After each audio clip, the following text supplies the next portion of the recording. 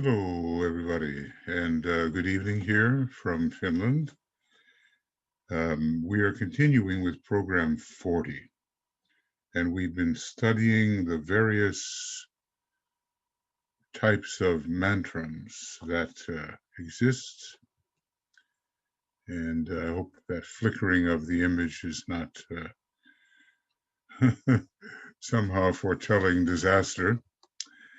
Anyway, we've come to a section which we are calling, or the Tibetan is called, the comprehension of force. Now, every time you see these dots, it looks like two ellipses, 6 dots, sometimes 3 dots. Something's missing, something that was not published, and we'll just have to live with that fact. The last thing we looked at was mantrams that influence groups and others that influence specific devas. And he says, I'd like to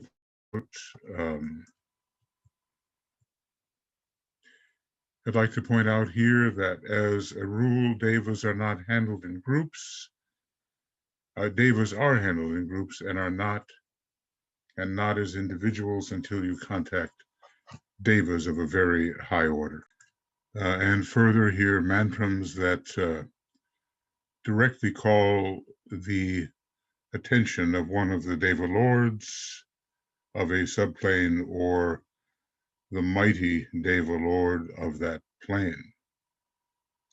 And they are known to very few and only used by those who have taken high initiation. Okay, I've made a couple of adjustments here, and we'll see if it continues to flash, then I don't know. Anyway, it looks like it is actually continuing to flash. But I will persist with this. The tension today is great. August 17th, 1920, just a little more than 100 years ago. And the force pouring in on all the different centers is apt to, unless duly regulated, to cause a feeling of fatigue, of tension, of excitement, and restlessness. The secret of regulation, which lies in non-resistance, is known to very few, and consequently the intensity of emotion, the violent reactions, and the present widespread era of crime are the results very largely of force misused and misapplied. Well, you know, we were entering at that time the roaring 20s, followed by a very high crime period of, I guess we called it at that time, and maybe still do, organized crime. This can be seen demonstrating in all ranks of life. And only he who knows the secret of being naught but a channel, and who abides still within the secret place, can pass through the present crisis without undue shattering. Non-resistance, offering oneself as a channel, and hopefully able then to be a successful conduit focused in the soul, the secret place. DK is dealing here with the problem of overstimulation, and sometimes we tend to think, well, the more stimulation, the better. But of course, it can get out of hand entirely. Stimulation, such as is at present abroad, leads to pain and consequent reaction and must be guarded against with as much care as its opposite, loss of vitality, guarded against. Not in the sense of shutting oneself off from the stimulating force, but of receiving that force, passing it through one's being, and only absorbing as much of it as one can carry. And this, of course, this calls for discretion. And from removing oneself from the overstimulating current when it is sensed that it is more than one can really handle. These problems still exist today and will continue.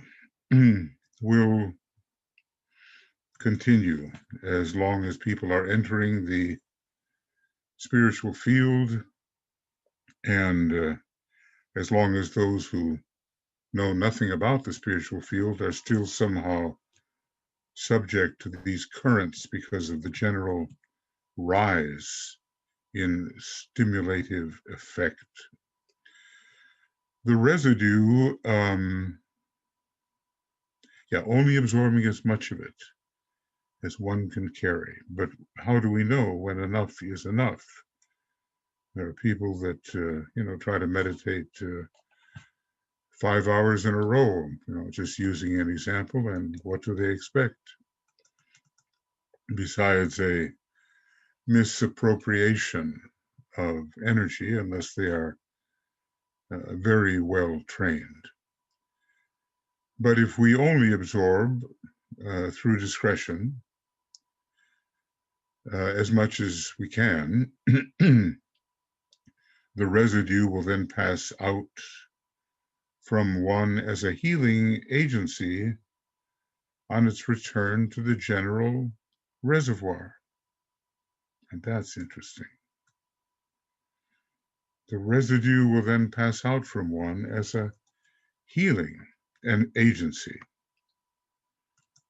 And maybe there is a secret there about how to have the energy needed to conduct healing.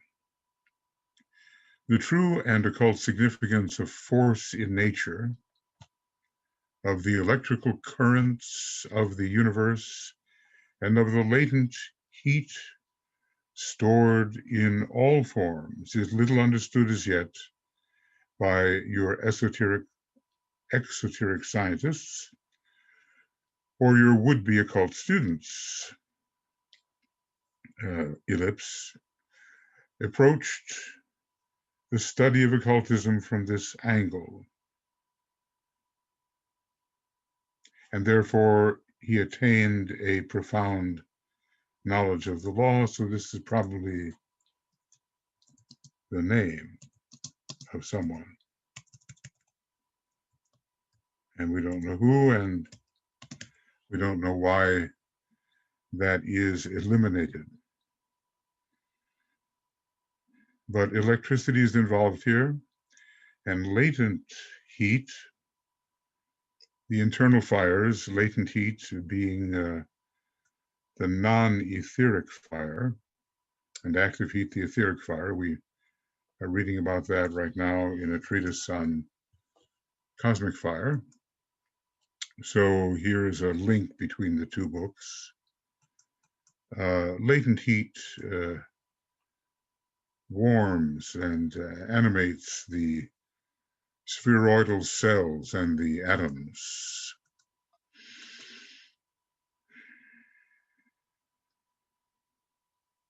The latent heat stored in all forms.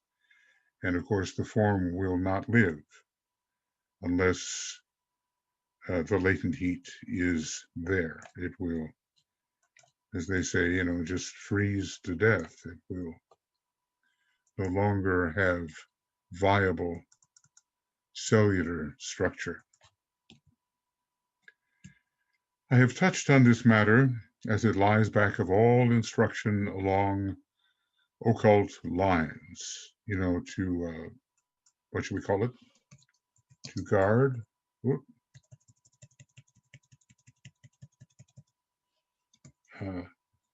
to guard from overstimulation and to pass off excess of energy.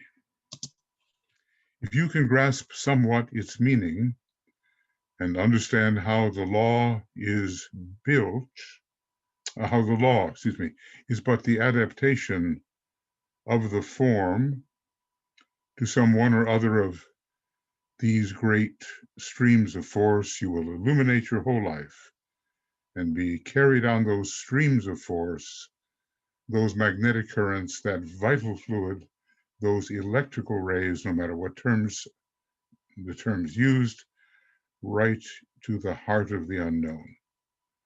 So this is a scientific method of approaching a much higher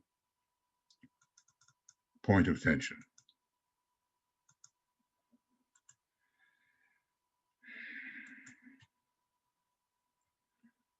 Yes, overstimulation and wisdom in the accessing of energies and not thinking, avoiding the false thought, to use an old expression, that Rome can be built in a day.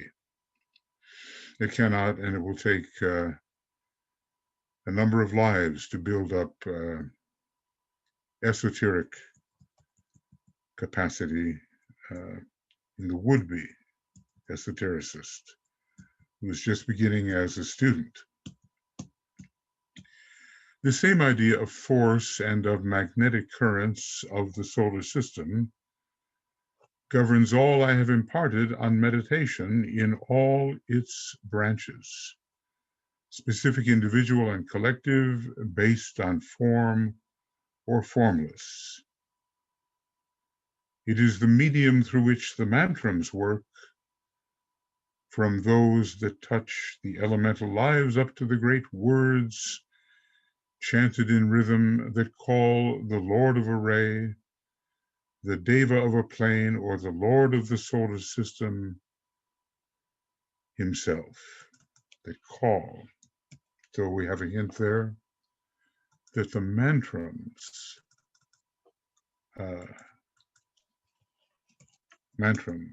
are, in one sense, invocations.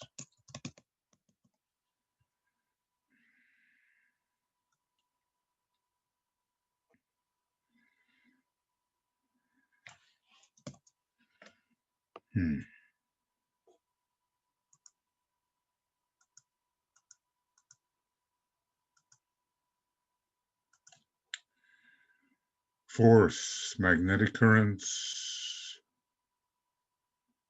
governing everything that has been said about mantrams in all of its branches, all the way from calling up the humble and blinded lives that are elemental in nature, all the way through to the Lord of a solar system.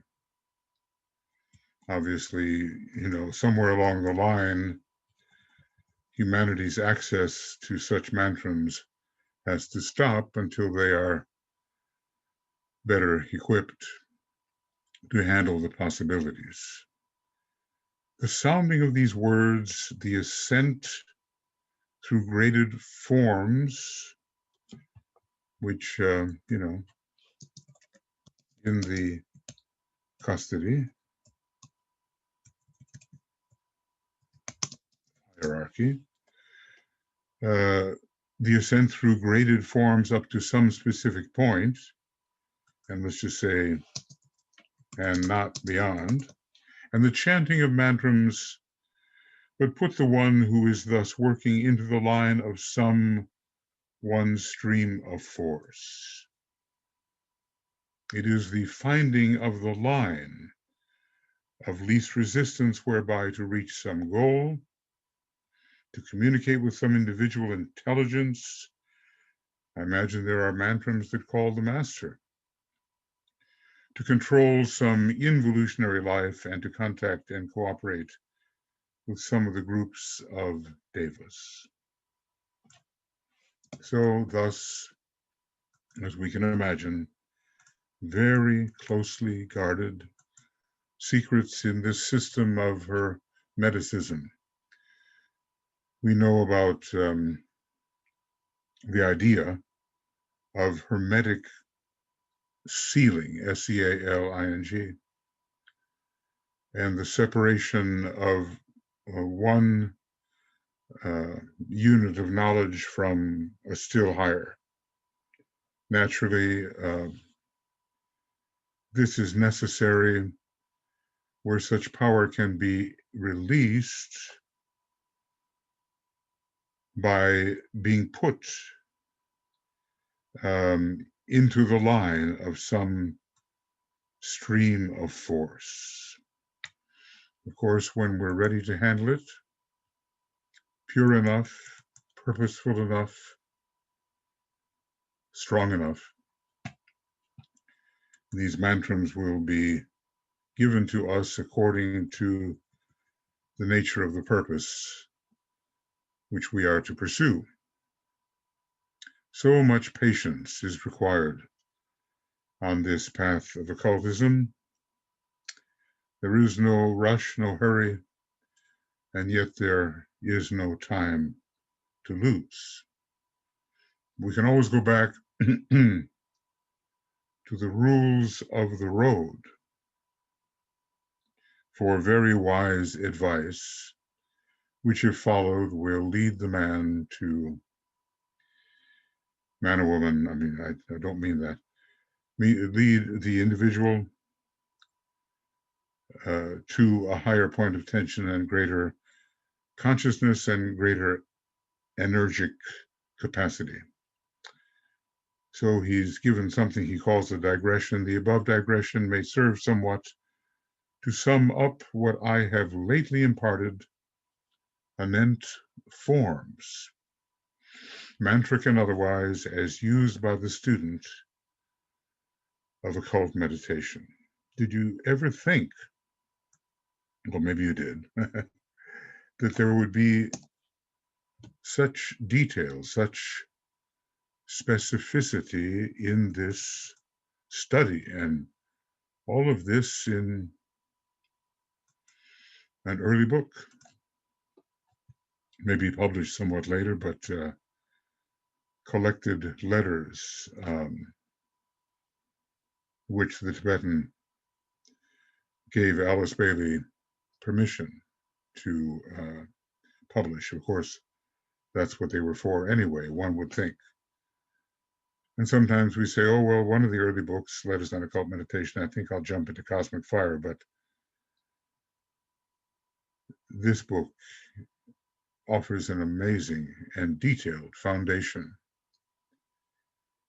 for our pursuit of one of the most important of the methods, and that is meditation.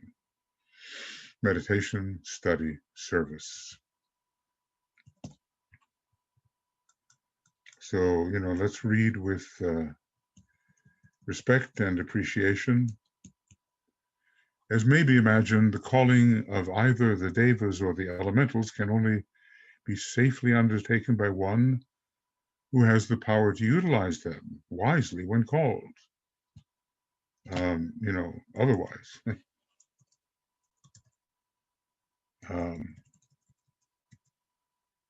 sorry.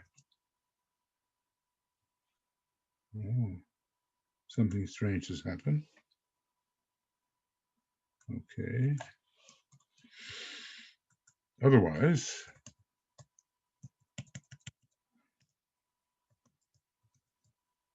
why don't I learn to spell?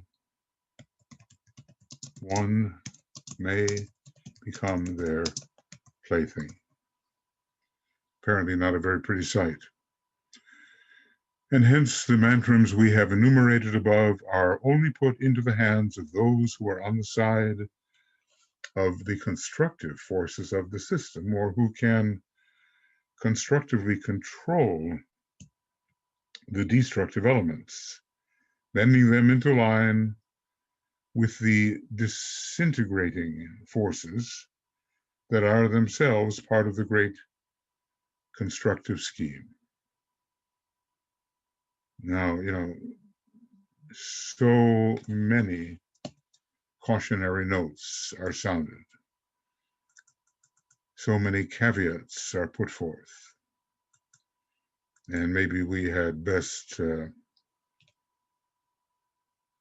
notice and listen in our progress forward and not fall into experimentation with and tampering, that's the word he uses, tampering with the fires. Should anyone not thus capable be capable or be able to contact the devas and through the use of mantrams gather them to him, he would find that the force they carry would descend on him as a destructive one, and serious consequences might result in one or other of the bodies, and in white magic it tells us even death. I sort of like to quote from films, and even though maybe I haven't seen so many, I'm not really a film buff, but every once in a while a good one comes up. And some time ago there was the film Raiders of the Lost Ark, which told the story of the adventures of the what is he, kind of a archaeologist and scientist and historian, Indiana Jones. And basically the Nazis are going after the Lost Ark, which apparently has tremendous power. And at the end, where some kind of French collaborator who has that kind of knowledge is reciting old Jewish prayers with the ark open before them, the devas come out in beautiful form at first, but turn demonic and devour everybody, except, of course, the heroes, But it's a good example of how one can destroy oneself with wrong motive and precocious contact with these forces that are beyond one's control. So serious damage, basically. He's warning us, and over again he's warning us. So we can get to the point where we say, oh yes, there's the Tibetan warning us again, but there may come a moment, a time, when temptation is put in our way, and we realize there may be an opportunity to invoke what we shouldn't be invoking without still more training, and maybe his words will come to us and somehow warn us against that approach, and maybe save the incarnation and all of the rebuilding that would have to be done in future incarnations if there is rampant etheric destruction. So think this out, he says. Therefore, remembering that those dangers would lie along the line of overstimulation, of sudden shattering, and of disintegration through fire or heat. Should he gather involutionary lives around him, the dangers would be different, or rather would demonstrate in the opposite effect, such as a loss of vitality due to vampirism, a sucking out of the forces of one or other of his bodies, and abnormal building in of material into some one body due to the action of such involutionary lives as the physical or desire elementals, and death through water, maybe drowning, earth or fire, understood in the occult sense. There is not yet demonstrated death by air, he tells us elsewhere. So here are the likely consequences of premature, unwarranted contact with certain Davic factors. I guess I can't keep it in anything but red, but here may be something different. But should he gather the involutionary lives, vampirism, and kind of suffocation, devitalization, all equally unpleasant.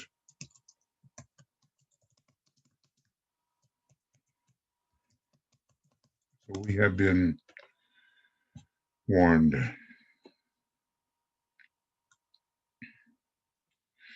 We have been warned.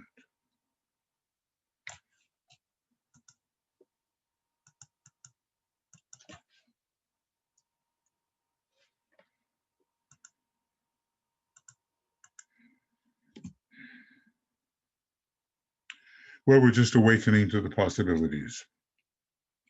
The age of Aquarius will see a lot of occult training through the new esoteric schools and through Masonry and through certain secret aspects of the church, the three great organisms, Masonic organism, church organism, banded, esoteric organisms, as he calls them, having to do with the education, esoteric education. Opportunity will come and temptation will come. There will be magicians of the strictly mental type who may misuse for selfish purposes the forces they manage to connect with. And there will be white magicians who bring in the power of the soul. And obviously we want to be on the side of the white magicians. I have dealt here with the risks run by anyone who calls within his magnetic radius either of these two groups without possessing the necessary knowledge to control and to use. It's not just for the idly curious. That would be to court disaster. One must maintain control at all times. Hence the magical circles and the sealed pentagrams and all those kinds of instruments or designs or forms which used to be persecuted so extensively in medieval times and even later, because certain among the persecutors realized their power and wanted to make sure that no power was exerted over them and that the people were not attracted away from the dogma that they were presenting, which dogma made the priest of paramount importance and the control of the church as absolute as possible. Why have I dealt with this subject at all? Because these magic forms exist and will be used and known when the student is ready and the work requires it. Note, when the work requires it. Ready, when the student is ready and the work requires it. Someday, the lesser forms will gradually be given out to those who have prepared themselves and who unselfishly work for the helping of the race.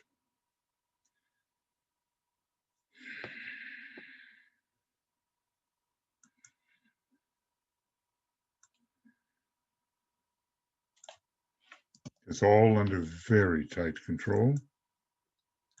And hence, in the mysteries, it is forbidden to speak of that which has been seen and has been understood. And, in the really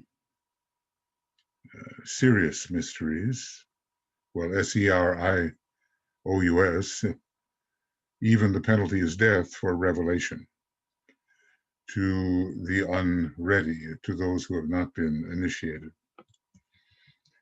As I said earlier, these were known in Atlantean days. They led to dire results at that time, for they were used by those of unclean life for selfish ends and evil purposes. They called the elemental host to perpetuate their vengeance against their enemies, on their enemies. They called the lesser devas and utilized their powers to further their ambitions. Reminds one of the Aladdin and his lamp, and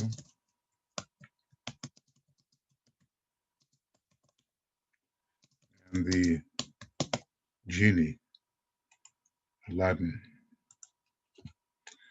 They sought not to cooperate with the law, but to wield that law for physical plane schemes which originated in their desires,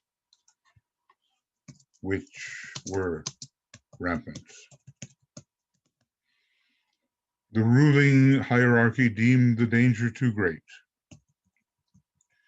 for the evolution of men and devas was threatened, so they withdrew gradually from human consciousness the knowledge of the formulas and words until such time as the reason was developed somewhat,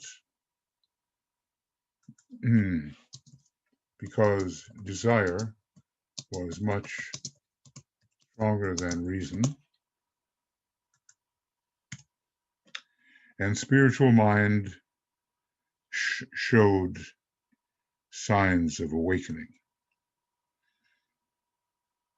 Well, a repeat of that is not allowed. And we can see why, and probably the Great Atlantean War resulted from much of this selfish misuse and the judgment by hierarchy that it had to be put to an end. There are sections of the Secret Doctrine which talk quite amazingly about how at least one of those wars was won using occult powers, and this time a kind of hypnotic sleep which the forces of light threw over the giant sorcerers. Well, it seems like a bad comic book to some people, but apparently all this really did take place and is well lodged in the ancient memory of just about everybody, because we were all there. Well, not all. Some came in Aryan times, but the great majority of human beings were very much present in the Atlantean civilization. And how do you withdraw this knowledge? Well, you just don't reignite it.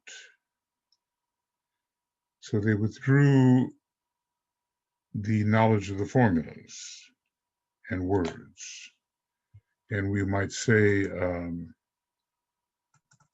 possibly how?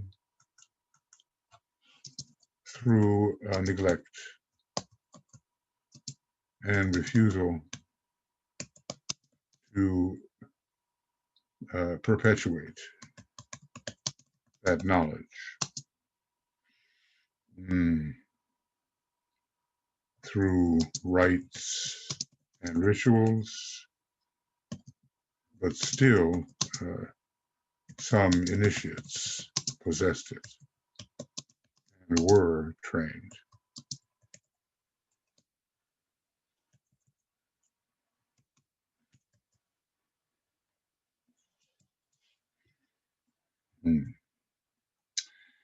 So in this way, the two great evolutions and the latent third evolution,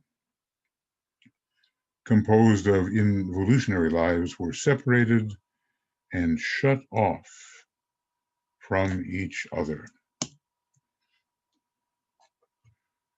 because there was just too much mixing and too many dangerous misuses of the combined force.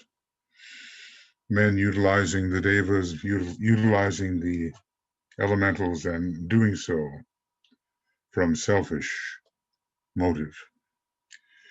Temporarily, the whole scale of vibration was slowed down, for the original purpose had been a parallel development.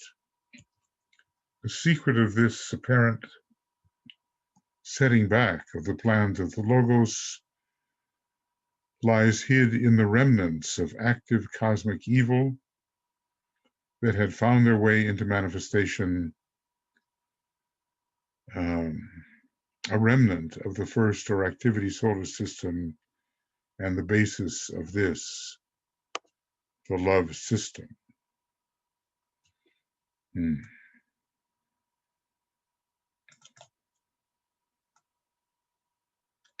So sometimes you just, when things are careening out of control, you're driving a race car, you can't make the turns, well, you have to slow down. And this allowed, it seems to me, for a rebalancing of the situation, which has taken millions of years to achieve. And now again, we are at the point when the result of this retardation can be assessed, and a reapproach between the two major kingdoms, human and Deva, can be attempted again, and the elementals too can be wisely utilized. This is all about occultism, and I always call it spiritual occultism because the other word has developed such a unwarrantedly spooky connotation, and people are turned off immediately by the word. But the word spiritual helps to redeem an understanding of this science of the hidden causes of things. DK said the modern progressive scientist making his way into the etheric realms is really the true occultist, and not necessarily the mystically inclined students that tend to read about the ageless wisdom.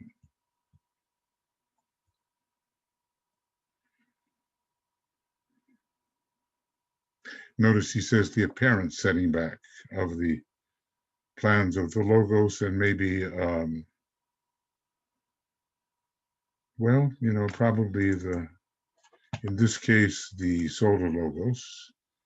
Usually when the word Logos is used, without specifying with the adjective planetary, he does mean the solar Logos.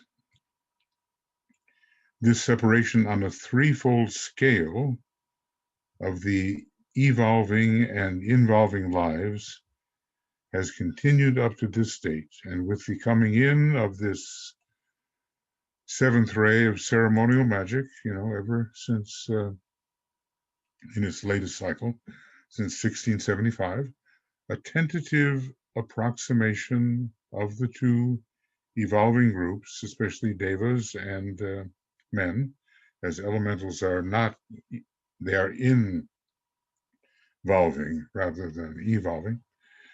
A tentative approximation of the two evolving groups is to be somewhat permitted, though not as yet with the involving groups. And remember this statement. I guess the danger of the release of elemental forces is, death. by earth, water, or fire. And whatever death by air may mean, it's not such a threat at this time and not even defined for our purposes. Interesting. Evil is but the sediment of unfinished karma and has its root in ignorance. Some have called it more simply the unfinished business of the past.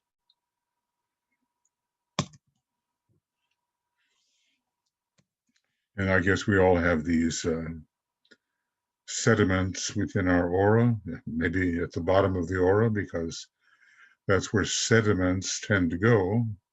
They settle, and things have to be stirred up in order for a karmic reckoning to take place and a resolution of those sediments into a kind of clarity, a banishing, a taking apart of, a dissolving, maybe that's the better word, dissolving of the sediments. So when Saturn and Pluto both bring up these unresolved issues, the wisest thing to do is not to let them settle down again to the bottom of the aura, or as we would say, sweep them under the rug, but to deal with them as directly as possible and in a timely manner. The Deva and human evolution will, during the next 500 years, become somewhat more conscious of each other and be able, therefore, to move freely, be able more freely to cooperate. With this growing consciousness will be found a seeking after methods of communication. And when the need of communication for constructive ends is sincerely felt, then under the judicious guidance of the masters, will certain of the old mantrams be permitted circulation. So it's certainly not immediate, and it is graded and slow and lies about 400 years ahead. Now that it's 100 years later than this book was written. Their action, interaction, and reaction will be closely studied and watched. It is hoped that the benefit to both groups will be mutual. The human evolution should give strength to the Deva, and the Deva joy to the human. Wow, that's a beautiful idea. I guess the great singers, the Devas, carry that note of joy more than compact man. The Devas are more expansive in their body, more, is there such a word, stretchable, elongatable, covering an interval. It's not so easy for human beings to do that. Man should communicate to the Devas the objective point of view, while they in turn will pour in on him their healing magnetism. So, of mutual benefit to each other, the man and the Devas. They are the custodians of prana, magnetism, and vitality, just as man is the custodian of the fifth principle, or manas. I've given several hints here, and more is not possible. So they are the custodians of prana, prana, magnetism, and vitality. just as man is the custodian of the principle of Manus. So, it's the contrast is between largely feeling and thinking.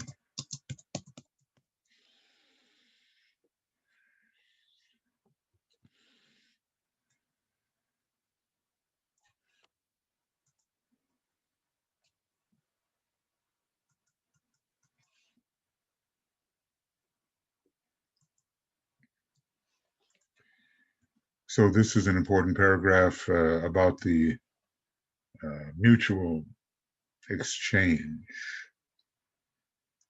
During the next 500 years, well, 400 now, and maybe we don't have to wait so long. I mean, maybe it's going to happen during the next 500 years. And he says somewhat, not completely, because, they have to avoid the possibility of interference, the one with the other.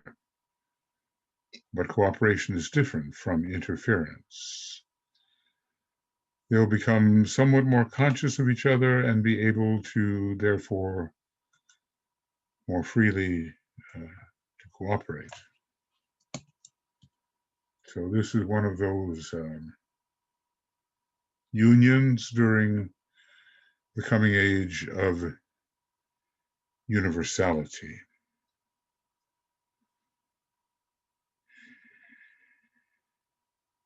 So the old mantras will be revived, some of them. Everything is graded and gradual, and as DK says, if a man suddenly appears to be making tremendous progress overnight, it's because so much preparation has gone into that progress. And the fifth ray applied to the internal worlds. That's what's going to happen here. Fifth ray will be applied to the study of the internal worlds. And mutual benefit through right cooperation is the hoped for result.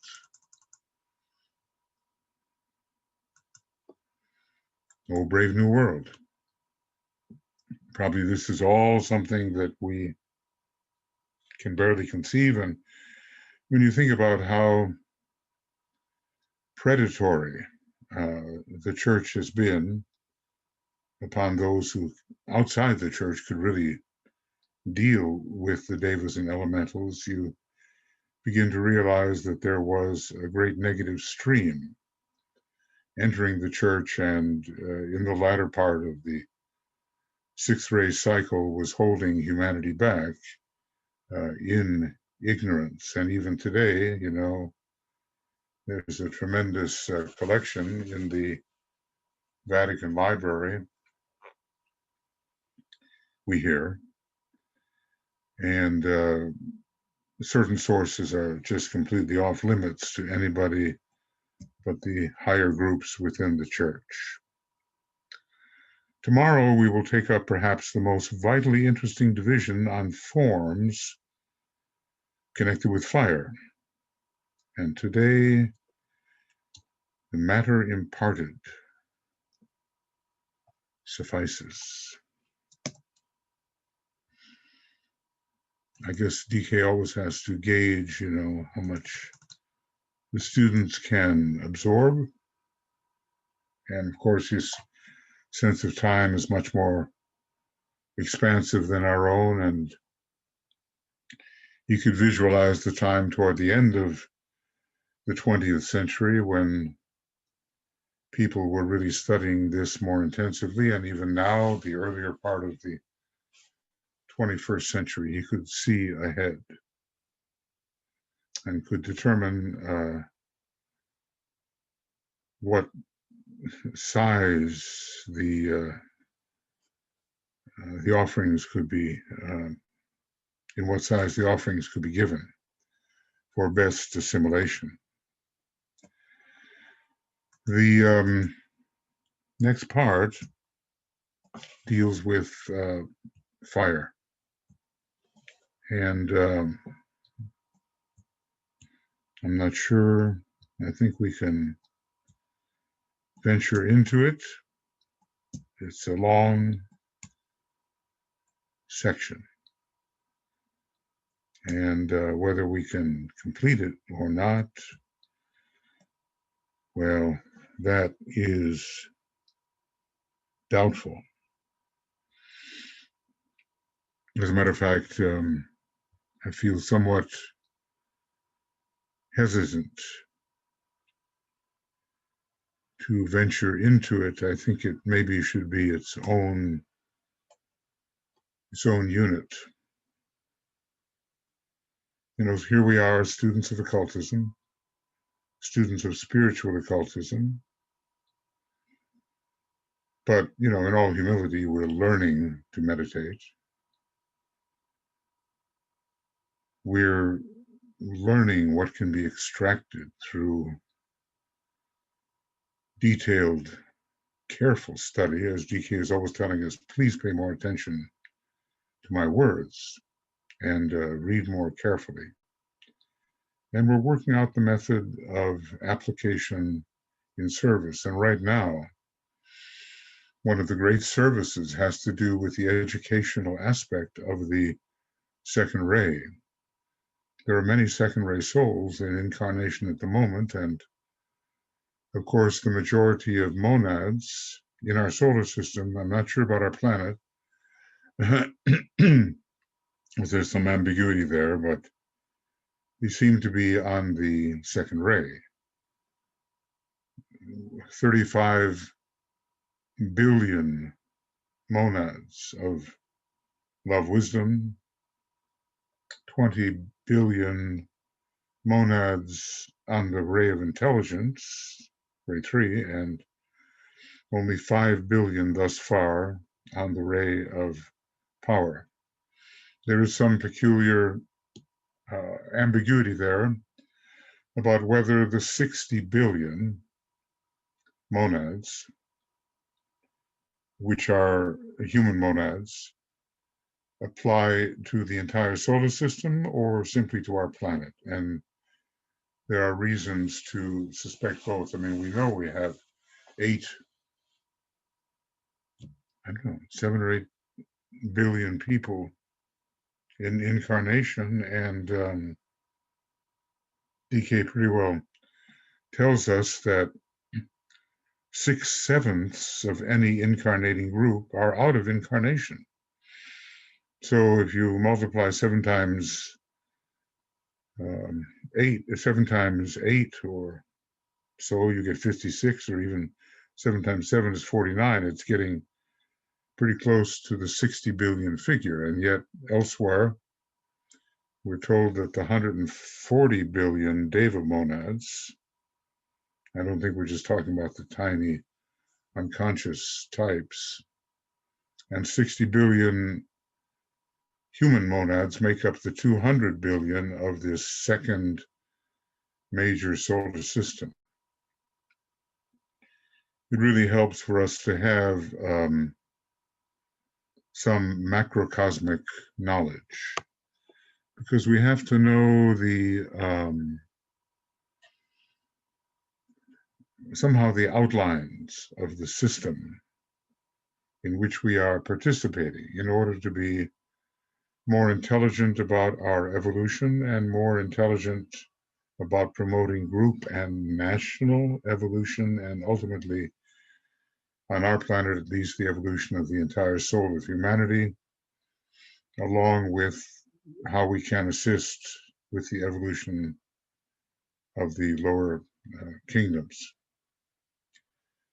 So, you know, when people pretty much just want the feeling aspect of the approach to divinity, they may rebel or become impatient, rebel against or become impatient regarding the kind of close study that we have to give. word for word, phrase by phrase, sentence by sentence, paragraph by paragraph, chapter by chapter, book by book. It may just seem too tedious, and they may say, oh, but I sought spirituality. Why am I studying all this detail? I remember when I went to music school long ago, I love music. You know, maybe the terrible thing that music school did at first was challenge that love of music, because it demanded a more mental approach to what I considered to be an inspirational art form. But later I did see and understand the value of the very close study one has to give to rhythm and harmony and form and all these structural elements, which were not quite the great exalted high that music can give. You know, I think I got into music school for the wrong motive. And simply because I love music, I thought that would be sufficient. But the mind had to be brought to bear. And when you're dealing with a great composer like J.S. Bach, he had a fantastic mathematical mind, and yet he was able to produce, thus far, maybe, at least in modern times, the world's greatest music. We can't say much about what was Atlantean music or even Lemurian music. We can imagine that it was more primitive, but all of that is about bringing the illumined mind to bear in our studies and not losing patience with this wealth of detail given by Master DK. Maybe it's not for everybody, you know, there's still a lot of people who want the strictly rapturous part, maybe even as I did when I went into music school. They want the rapture. They want to speak in tongues. They want to be elevated by great streams of energy, and they don't want the science behind it all. There is a science of music, and if you've ever studied harmony closely, it is a detailed science, which is why maybe the fourth ray is called the ray of mathematical exactitude. So same thing here. We have some years, you know, if you start with this at a reasonable time in your incarnation and not quite at death's door, there's so much you can really assimilate and thus be scientifically more secure in your approach to the ageless wisdom. And when you set up experiments and try to demonstrate to people that they can develop the same abilities, you will know the right and scientific methods of doing so, and they will ascribe to the old idea that what man has done, man can do. So that's why it's very important for us to be well-studied individuals in the ageless wisdom. And of course, individuals who have entered meditation in a deep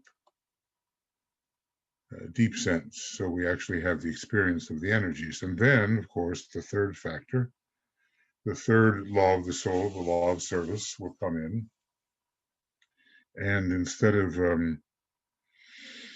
somehow beguiling ourselves and thinking we're serving when we're not really serving very much at all, we will be able to offer a real service in line with the plan at this time and according to our capacities, which we will have been able to study with some degree of exactitude. We'll know who we are, we'll know what to do, we'll know where we belong. So maybe the next program, I'll start with these fire forms. And the next one will be program 41, and we'll be beginning here on 183. If I get to it tonight, then it'll also be the 19th of October. And this here should have been the 19th of October. Okay, friends, well,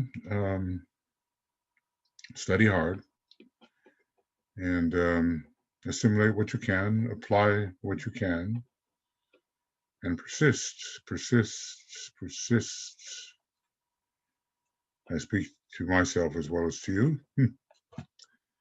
And we all here on the communications team wish you the very best. We'll get this out to you as soon as we can, and I'll see what may be possible in terms of going on yet tonight. So bye for now.